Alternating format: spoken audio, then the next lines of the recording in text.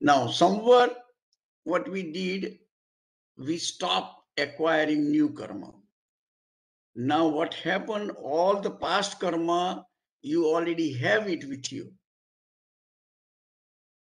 How are you going to get rid of those karma? So here, that process is called nirjara. That nirjara is the process of exhaustion of already acquired karma, the past karma, which you already have it. Okay. And that one is in the karman sharir, which is traveling with you wherever you go. Even if you die, okay, your physical body, outside body, audaric body is sitting there, but your soul, along with the karma, which is a karman sharir, and tejas body, these three things are going to travel with you. Okay. And that is the reason nirjara is the most important aspect, because unless and until you remove all karmas, okay, you stop the new karma, and then you try to remove all past karma, what you already acquired it, then and then you attain liberation. You cannot attain liberation just by doing some work. You got to do some work and nirjara, both, to attain the Keval Jnana. Okay. Now, here is the karma process of exhaustion, nirjara. And there are several types of nirjara, and we will just go through it. The karma exhausts themselves by producing the result when it is time for them to do so. This is called akam nirjara. Means every time you acquire karma, there is a life expectancy of that karma. After that period, this karma will produce the result and we leave the soul. Okay, karma attached to the soul. Now, whatever past karma you acquired, it has a time component with it. And that time component is determined at the time of acquiring karma. And after that time, duration, okay, the karma will produce the result and we live. That's it.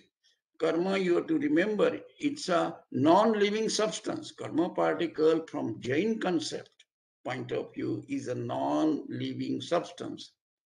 And it produces the result at maturity. And at maturity, it produces the result and it lives. Okay? What happens, that karma is gone. But since it produces result, we get trapped. We get trapped what? Mithyatva, avirati, kashay, pramadani, yog. And we are going to acquire new karma. So, you can say this is called akam nirjara, means without putting any effort. Akam is nothing, but there is no effort. However, at that time, new karma begins to pour in because we are trapped by the karma production, the result. If somebody comes and insults me, okay, so that karma is gone. But because somebody insults me, I get upset, I get mad, angry. And because I become angry, now new karma acquires. Hence, there is no hope. If you are waiting akam nirjara to complete the things, we are going to continuously trapped in the cycle of birth, life, and death, complete cycle, and there is no way out of it. Unless you have a human life, which all five senses are fully developed, and you understand all these philosophy, then and then you put your own effort, which is called Purushartha. This is the definition of Purushartha, I mean, in the spiritual sense. Then you will be able to overcome this, and that is called Sakam Nirjara. Let me read it. Therefore, one should destroy the karma before they produce the result. Means, while karma is still attached to you, during that time, if you remove them without waiting for them to get mature and then go, that because now they haven't produced the result and you already get rid of them. That one should destroy the karma before they produce the result. This is called a spiritual nirjara or sakam nirjara. So only important aspect is sakam nirjara is called exhaustion of karma. Akam nirjara, of course, those karma is gone, but the new karma is attached. So something is replaced by some, and you are never going to become without the karma. So that's the reason we need to do Sakam Nirjara. And how do we do Sakam Nirjara? We'll go through that steps also. Okay, this is called Sakam Nirjara. And Sakam Nirjara, in Jainism, it is defining tap, penance. Okay? All Nirjara, Sakam Nirjara, which you remove the karma before they get mature. That's the definition you have to keep in mind. Before they get mature, if you remove it through the process called Sakam Nirjara, then you will be able to attain the liberation. Slowly and slowly, you will become attaining them. Therefore, one should destroy the karma before they produce the result. This is called spiritual Nirjara or Sakam Nirjara. Sakam Nirjara is done by rigorous pronouns, tap. And Jainism has explained there are 12 types of the tap. 6 external taps and 6 internal one. And we will just go through it little bit at a time, in a sense that how do we do. The most important aspect, how to remove the karma we already have.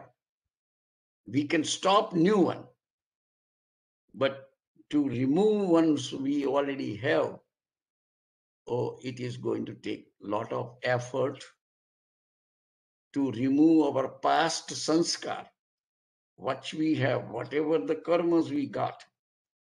How can we really, we generally say, if somebody makes any change in the religion field, initially everybody reacting. No. This is not the way the Jainism is. Jainism is this way. Okay? And they continuously argue in this kind of the thing. We are very reluctant to make any change in the tradition. That's the point I'm trying to bring. The change, the principles are same, but how to apply the principles. When we moved from India to America, all right, the whole situation is different. There is no way we can practice the way we used to practice in India for Jainism. And actually, we learned the Jainism in America because we have a new environment every place we go. It is a totally newer environment, and that opens our mind significantly. And that's the one, instead of just mechanically practicing the way we used to do it and our fathers and great-grandfather had practiced it, we continue to practice same thing and we think we are doing it. Now we sit back and realize we were deviating our principles significantly, but slowly at a time that we did not even realize what are we doing. All right?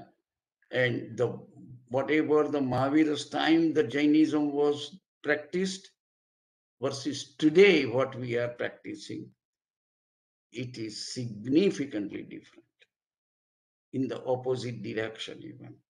Okay. And ultimately, you have to decide yourself, not me telling, okay, or anybody else is telling it. Okay. We have a sect after sect fighting Digambars, fighting Svetambar, Svetambar fighting Digambar, all other kinds of the things. Now, what you see, we taking the things to the court, okay, kind of the problem and animosity we have created among us, it is significantly lot more, and keeping all our principle aside. When our ego comes into the picture, people don't fight for truth. But what I say is the truth. That's where the people is fighting. Okay? And that is not a Jain. That is not what Mahavira said. Mahavira produced Anekantavada. Only thing we use that Anekantavada in speech. But when the practice comes, we are the worst Ekanti people. We are saying Pradhanam Sarvadharmanam. Or my religion is the best religion. What do you mean by your religion? When their principle is Anekantavada. Okay, wherever you find the truth, if it makes sense, don't deny it. Accept it. Okay. No. It is not the Svetambar way. No, it is not the Digambar way. That's the kind of the things we are in. Okay. We could do something in America better in that sense. America created Jaina, non-sectarian Jain. Okay. It is not under any sect control. It is not under Digambars control by or Sthanakvasi control source. No, nothing. It is all Jain. And created all these things what we have done here. In education, we have created a complete Pathshala. You will see there are more than 4,000 students in the Pathshala. All the literature studying in English by volunteer teachers. Okay, we created a e-library. You can see more than 5 million, close to 5 million pages of Jain literature available and put it to the world. What I'm trying to tell you, keep your minds open. And when you do that way, that will be the only things we will be practicing Jainism as a Jain and nothing else. All right. So let's go to the next one.